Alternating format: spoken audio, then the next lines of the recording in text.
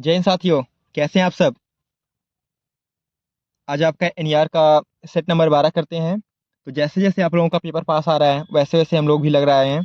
आप लोग ही मेहनत कर रहे हैं तो उसी में थोड़ी सी आपको मेहनत में थोड़ा सा और इम्प्रूव करने के लिए तो एनईआर का मैं सेट सॉल्व करा रहा हूँ कुछ अपने तरीके से। कुछ दोस्त एनईआर को रट गए हैं, कोई बात नहीं, बहुत अच्छी बात है, लेकिन सवाल को समझने की कोशिश करते हैं। मान लीजिए अगर उनका अंक बदल दे तो कैसे करेंगे। तो इसी सिलसिलों में चलिए शुरू करते हैं। जैसे लिखा हुआ है कि यदि किसी संख्या का 40% 20 हो, ठीक है, किसी संख्या का 40% कितना हो, 20 हो, तो उस संख्या का 25% कितना होगा। आप जानते हैं दोस्तों कि संख्या टोटल कितनी होती है। टोटल संख्या होती है आपकी 100%, ठीक है। तो 100% में कहा है कि अगर इसका 40% कितना परसेंट, 40% कितना हो जाए, 20 हो, तो 40% को कितना कहा हुआ है, 20, ठीक है। तो बताइए 1% को कितना कहेगा, 1% को कहेगा 20/40। 1% को कितना कहेगा, 20/40 कहेगा ना। तो यहाँ से काट दीजिए, कितना हो जाएगा, 1/2। कितना हो जाएगा, 1/2 हो जाएगा। तो आपसे कितना परसेंट पूछा है, यानी 1% बराबर कितना, आधा अंक। तो पूछा है आपका 25% कितना होगा, तो 25% का आधा कर दीजिए। तो 25% का आधा करेंगे तो कितना हो जाएगा, ये हो जाएगा 12.5%। आ गई दोस्तों। जैसे फिर से एक बार समझो, 40% को कहा है 20 अंक, 40% को कितना, 20 अंक। तो 25% को कितना कहेगा, 25% को 12.5 कहेगा। यही तो है, ठीक। चलिए, अगला लिखा हुआ है आपका कि x+3 इंटू x+5 का गुणनखंड करिए। तो देखिए गुणनखंड बहुत ही आसान होता है, पहले इसका गुणा इसमें करिए, ठीक है। कितना हो जाएगा, ये हो जाएगा x², ठीक है। अब 5 और 3 को आप जोड़ दीजिए, 5×3 कितना हो गया, 8। और इसमें रख दीजिए एक x, प्लस का साथ है तब हो गया कितना, 8x। अब इसका और इसका गुणा कर दीजिए, 5×3 = 15। यही क्या होता है, यही इसका होता है, ठीक है, गुणनफल, ठीक है। अगला मित्र आपसे कहा है कि 8 का घन क्या है। तो 8 का घन आप जानते हैं, याद कर लीजिएगा। 8 का घन होता है 512।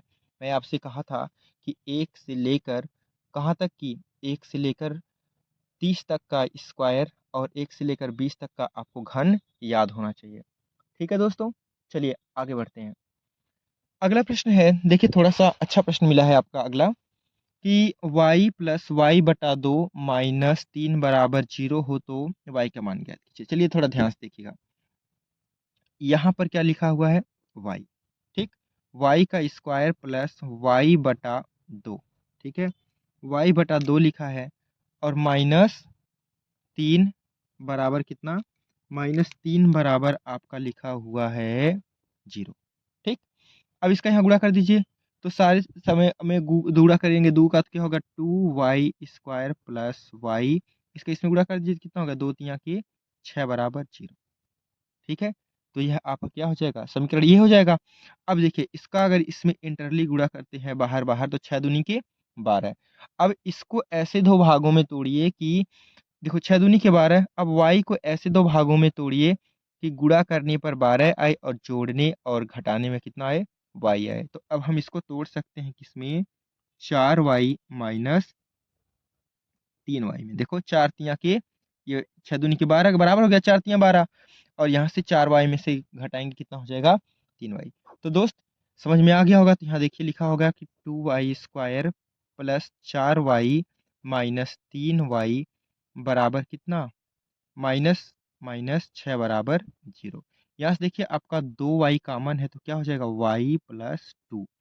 और इसी प्रकार यहाँ से आपका -3 कॉमन है तो क्या हो जाएगा, y+2×2, ठीक है। यहाँ से क्या हो जाएगा, y+2, और इसका क्या बच गया है, 2y - 3 बराबर 0। देखिए अब यहाँ से क्या होगा, जब इसके बराबर 0 हो जाएगा, ये तो प्लस है, तो y बराबर क्या हो जाएगा, -2। और ये जब इसके बराबर 0 होगा तो y बराबर क्या हो जाएगा, ये माइनस है तो उधर जाएगा प्लस, और यहाँ गुणा में तो कर दीजिएगा 2, यानी y के कितने मान हो जाएंगे, -2 और 3/2, ठीक है दोस्त। चलिए अब देखिए ये बहुत ही प्यारा प्रश्न आपका आया हुआ है। इसमें देखिए कितने नियम लगे हैं, इसमें घातांक के कुछ नियम छोटे छोटे लगे हैं। पहला नियम आपका लगा है a⁴m × a⁴n, ठीक है। क्या होता है, a⁴m + यन होता है। पहला नियम ये लगाएंगे और एक नियम लगाएंगे ए के पावर यम के पावर क्या लगाएंगे यम, क्या होता है ए के पावर यम गुणे यन होता है। यही दोनों नियम का आपको प्रयोग करना है और आपका सवाल क्या हो जाएगा बन जाएगा। देखिए जैसे पहले इसको लगाइए, क्या लिखा है 256, ठीक है। तो यहाँ पर देखिए 256 लिखा हुआ है, यानी ए और ए के पावर यम और ए के पावर क्या है यन। यहाँ से कितना लिखा है 0.16 प्लस 0.09, जोड़ दीजिए तो कितना होगा 256 का पावर हो जाएगा 0.25, ठीक है। अब ये क्या होगा 0.25 को आप कहते हैं 1/4, 1/4 कहते हो मित्र। और ये क्या है 4 का पावर, ये 4 का पावर 4 है और यहाँ से कितना है 0.25 को 0.25 को कहेंगे अब 1/4। तो ये नियम लगा दीजिए, ए के पावर यम गुणे एन क्या हो जाएगा, यानी 4 के पावर 4 गुणे 1/4, ये से कट जाएगा तो यानी कितना बच जाएगा आपका, यह बच जाएगा आपका 4। देखिए इससे ये कट गया तो कितना बच जाएगा दोस्त, आपका 4 बच जाएगा, ठीक है। तो इतनी बात समझ में आ गई है, तो मित्र इतनी बात समझ में आ गई है तो लाइक जरूर करेंगे। चलिए आगे बढ़ते हैं। देखिए अगला प्रश्न लिखा है कि यदि a बराबर 5 तथा b बराबर 6 हो तो a प्लस बी का whole square minus a minus B का होल स्क्वायर का मान ज्ञात कीजिए। बहुत है आसान दोस्त, यहाँ देखिए दिया हुआ है a बराबर कितना दिया हुआ है 5 दिया हुआ है और b बराबर कितना दिया हुआ है 6 दिया हुआ है। आपको पूछा क्या है a प्लस बी का स्क्वायर, ठीक है, माइनस ए माइनस बी का स्क्वायर। ए की जगह पर रख दीजिए 5 और बी की जगह पर रख दीजिए 6 और स्क्वायर कर दीजिए। यहाँ से क्या हो जाएगा, इसको रख लीजिए कितना 5 और माइनस, देखो ये क्या होगा 5 माइनस 6 का स्क्वायर, ठीक है। तो यहाँ से क्या होगा 6 5 11, 11 का स्क्वायर करेंगे 121, यहाँ पर क्या हो जाएगा -1 और -1 का स्क्वायर करते हैं तो एक ही आता है, तो क्या हो जाएगा आपका ये माइनस लग जाएगा यानी कितना हो जाएगा 120 आ जाएगा, ठीक है मित्र। तो उसी में मान रखकर आपको क्या कर देना है, उसको सिर्फ सॉल्व कर लेना है, ठीक। चलिए इसके बाद देखिए आपका लिखा हुआ है कि 18, 27 व 45 का मैसा क्या होगा। तो देखिए मैसा निकालना बहुत ही आसान होता है।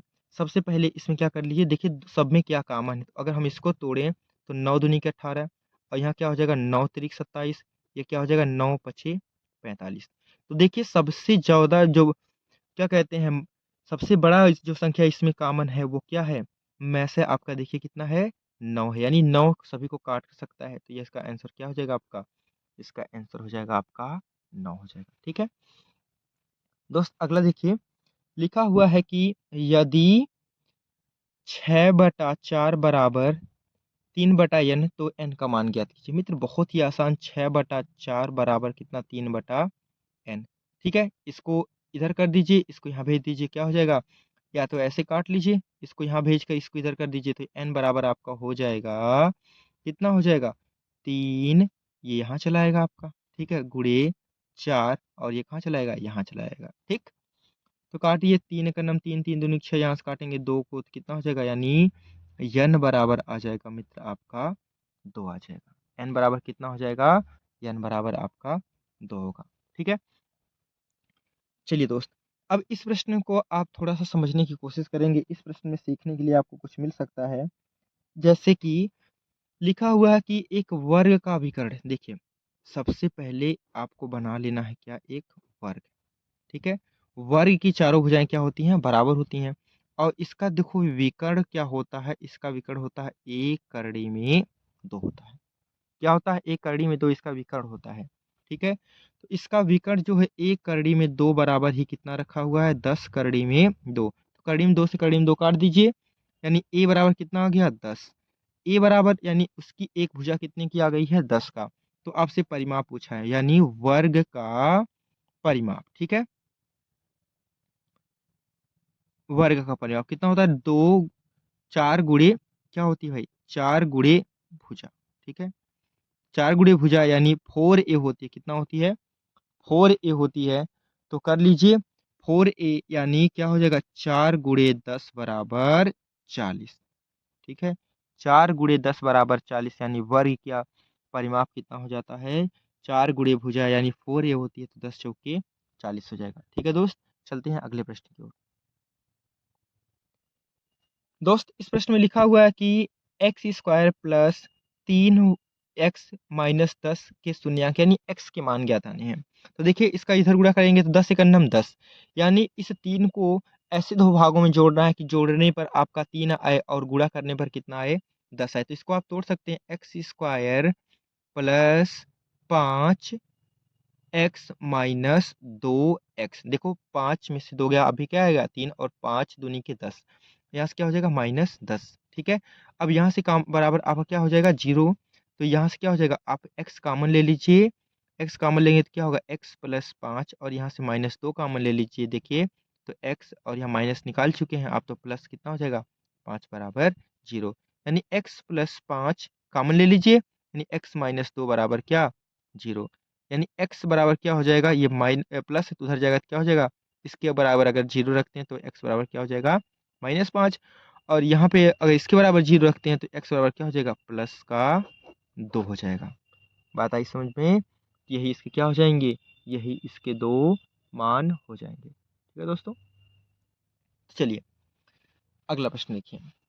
कहा है कि 100 रुपया अंकित मूल्य पर 100 रुपया अंकित मूल्य पर 10 बट्टा दिया जाता है तो विक्रय मूल्य क्या होगा। देखो 10 रुपया मूल्य पर, माफ करेंगे 10 रुपया मूल्य पर, कितने मूल्य पर 10 रुपया मूल्य पर अंकित मूल्य पर 10% का बट्टा दिया जाता है तो विक्रय मूल्य क्या होगा। यानी 10 रुपया पर उसे कितने का 10 रुपए का बट्टा, 10% का बट्टा दिया जाता है, यानी 10% 100 में से घटा देंगे तो क्या होगा 90/100, यानी 2 जीरो से 2 जीरो कट गया, 9 एक अन्नम 9। तो उसका विक्रय मूल्य कितना हो जाएगा मित्र, उसका विक्रय मूल्य हो जाएगा आपका 9 रुपये। ठीक है, यहाँ देखिए फिर कहा है कि संख्या 15, 75, 25 व 5 का एलसीएम क्या होगा। देखिए 15, 75, 25 और 5 का एलसीएम। ठीक है, आप लोगों ने बहुत सारी विधि से एलसीएम निकालना सीखा होगा, ये क्या कहते हैं गुणनखंड विधि से और भाग विधि से। देखिए मैं आपको बता रहा हूँ, सबसे पहले इसमें बड़ी संख्या को कॉमन कर लीजिए। अब इसको काटिए, अगर इसको कितने बार में काटता है 15, बड़ी से बड़ी संख्या तो 15 इसको काटता है, 15 पचे 75, यानी पूरा का पूरा काटता है। 25 इसको काटता है कि नहीं, काटता है, 25 या 75, 5 भी काटता है, यानी इसका एलसीएम कितना हो जाएगा, इसका एलसीएम हो जाएगा आपका 75। बाकी जो मित्र ऐसे जानते हैं वो यहाँ से निकाल लेंगे, 15, 75 और 25 और क्या करते हैं 5 का, ऐसे आप 5 से भाग देकर क्या कर लेंगे, निकाल लेंगे। ठीक है, चलिए दोस्त अगला कहा हुआ है आपका कि एक, रुको 1 मिनट 1 मिनट, ठीक, कहा है कि एक गोले की त्रिज्या, चलिए दोस्तों लिखा है एक गोले की त्रिज्या 7 सेंटीमीटर है तो गोले का आयतन क्या होगा। देखिए गोला, ठीक है, ये क्या है आपका गोला। गोले का आयतन क्या होता है, गोले का आयतन होता है 4/3 पाई आर क्यूब होता है। ठीक है, तो 4/3 पाई का मान हो गया 22/7, और यहाँ से त्रिज्या कितनी है उसकी 7 है, तो 7 × 7 × 7 कर लिए, इससे इसको काट दीजिए, तो यहाँ से कितना हो जाएगा आपका 4 × 22 × 49 बटा कितना 3। ठीक है, तो इसका गुणा कर दीजिए। ठीक है, 22 चौक 88, 88 और जब आप 49 का गुणा करेंगे तो आ जाएगा 4312 बटे कितना 3। काट दीजिए इसको, तो ये कटेगा आपका 3 एकन्नम 3 हो गया 12, 3 चौके 12, फिर बच गया 1 11 हो जाएगा, 3 त्रिका 9, फिर आपका ये हो गया कितना 2 बच गया 22, 7 त्रिक 21। ठीक है, फिर आपका बच गया कितना 1.10 हो जाएगा, 3 त्रिका के 9, फिर आपका ये ऐसे करता रहेगा, आ जाएगा लास्ट में 7। ठीक है, तो यह आपका क्या हो जाएगा, आपका आंसर हो जाएगा गोले का आयतन। ठीक है, बढ़ते हैं अगले प्रश्न की ओर। इस प्रश्न को देखिए, यहाँ पर लिखा है कि स्क्वायर रूट में दशमलव दोनों, तो देखिए ये भी स्क्वायर रूट में आपका ऐसे लिखा होगा 0.09, और बटा क्या लिखा हुआ है 0.00004। ये देखिए दोनों स्क्वायर रूट में, तो इसको आप बड़े से स्क्वायर रूट में आप ऐसे भी लगाकर लिख सकते हो, कितना 0.09 बटा 0.00004। ठीक है, तो यहाँ कितने अंक पर दशमलव है, यहाँ पे 4 अंक पे दशमलव लगा हुआ है, यहाँ कितने अंक पर है 2 अंक पे दशमलव लगा है, तो दशमलव आप हटाइए, दशमलव हटाएंगे तो क्या हो जाएगा, यहाँ 4 अंक है, यहाँ 2 अंक है, यानी 2 अंक ऊपर लग जाएगा, तो कितना हो गया 9.0 बटा कितना हो जाएगा आपका, ये हो जाएगा 4 हो जाएगा। कैसे, यहाँ से 4 जीरो आप ऊपर रखिए ऐसे, ठीक है, और यहाँ 2 जीरो रखेंगे, ठीक है, तो 2 जीरो से 2 जीरो आपका कट जाएगा तो कितना बचेगा 2 जीरो। यहाँ से कितना हो गया, ये आपका हो जाएगा 30 का स्क्वायर और ये कितने का है आपका 2 का, तो काट देंगे कितना आ जाएगा आपका, आ जाएगा टोटल 15 आ जाएगा। ठीक है मित्रों, चलिए इसी प्रकार यहाँ पर देखिए इसको सॉल्व कर दीजिए। इसको जब आप सॉल्व करेंगे तो 0.0224 गुणे 100 को करेंगे तो आप जितने जितने जीरो से गुणा करेंगे दशमलव आपका इधर घटेगा, दाहिने घिसकेगा। तो 2 अंकों के जीरो से गुणा करना है तो कितना हो जाएगा आपका, 2 अंक पे दशमलव लग जाएगा। कैसे, देखो 0.2224 गुणे कितना 100, 2 अंक दशमलव लगाइए तो यहाँ से देखिए 2 अंक इधर घिसका देंगे, 1 2 यानी कितना होगा 2.24। यही आपका क्या हो जाएगा, इस प्रश्न का आंसर हो जाएगा। ठीक है, तो पढ़ते रहिए दोस्त। जय हिंद।